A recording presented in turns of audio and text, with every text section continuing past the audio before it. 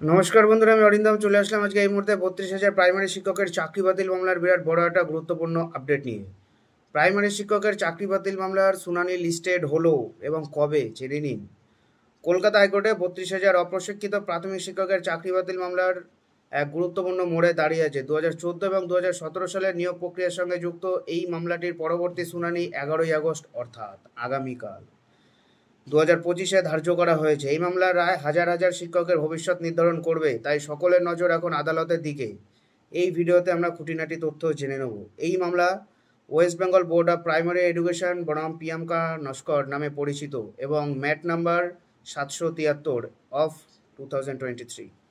এই মূল মামলার সঙ্গে আরও 102টা সংযুক্ত আবেদন যুক্ত রয়েছে, যা এই বিষয়টির জটিলতা এবং ব্যাপকতা তুলে ধরে। বিচারপতি তপব্রত চক্রবর্তী এবং বিচারপতি রিপুব্রত কুমার মৈত্রের ডিভিশন বেঞ্চে এই মামলার শুনানি চলছে। মামলাটি 2022 সালের নিয়োগ দুর্নীতির সাথে সম্পর্কিত, যেখানে প্রশিক্ষণহীন চাকরি প্রার্থীদের চাকরি দেওয়া হয়েছিল বলে অভিযোগ।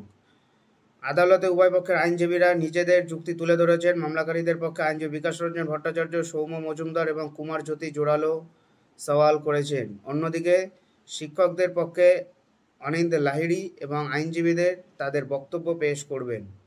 বিশেষভাবে উল্লেখ্য, আইনজীবী সাক্ষ্য সেনের যুক্তি, যিনি ইতিমধ্যে তার সওয়াল শেষ করেছেন, মূলত 32,000 নিয়োগ প্রক্রিয়ার সাথে 269 জনের নিয়োগ প্রক্রিয়াকে পৃথক করার বিষয়টি তুলে ধরেছেন। তার প্রধান যুক্তিগুলি হল, সুপ্রিম কোর্টের নির্দেশের পর 269 জন প্রার্থীকে বেআইনিভাবে অতিরিক্ত 1 নম্বর দেওয়া হয়েছিল এবং এই নিয়োগ 32,000 শিক্ষক নিয়োগের সাথে সম্পর্কিত নয়।